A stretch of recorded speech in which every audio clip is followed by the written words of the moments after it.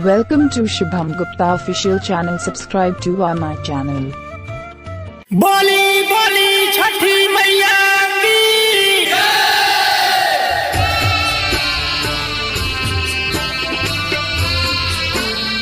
Mixed by Ambika Records.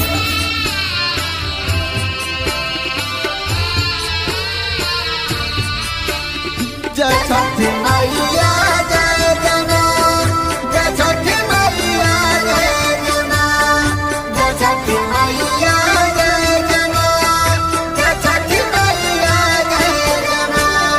भूखबे हमा छठ के परबिया रघिया देवे जाई बहे। भूखबे हमा छठ के परबिया रघिया देवे जाई बहे।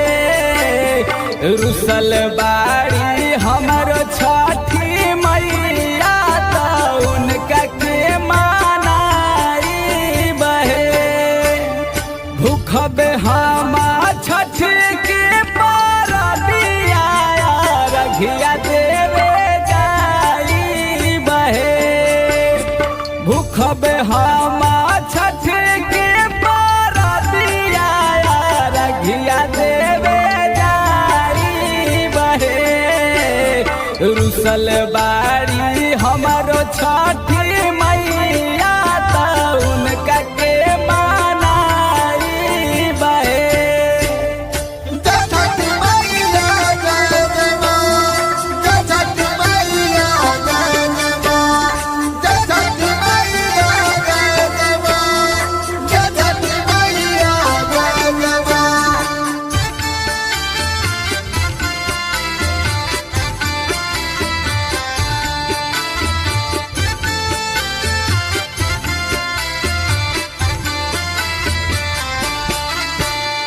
नइखे आवत बाकी भूखब हम परबिया।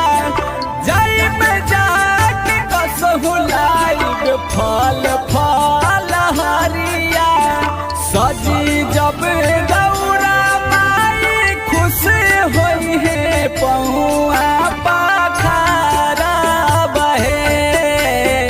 रुसल बाड़ी हमरो छठी मैया तो उनका के मानाई बहे।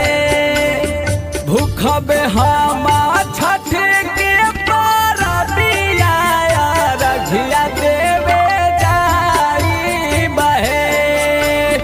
भूखबे हमा छठ के परबिया रघिया देवे जाई बहे। रुसल बाड़ी हमारो छठी मैया तो उनका के मानाई बहे।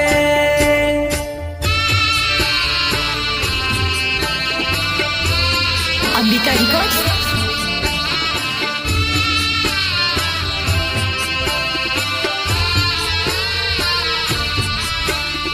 जय छठी मैया जय जना, जय छठी मैया जय जना, जय छठी मैया जय जना, जय छठी मैया जय जना। ए माई करमस थक गइल हमारो शरीरिया।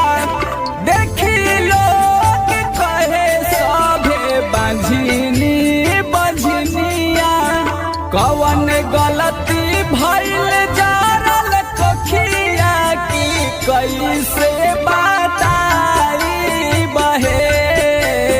शुभम रीत से छठी माई के गीतिया गवाई बहे। भूखबे हमा छठ के परबिया रघिया देवे जाई बहे।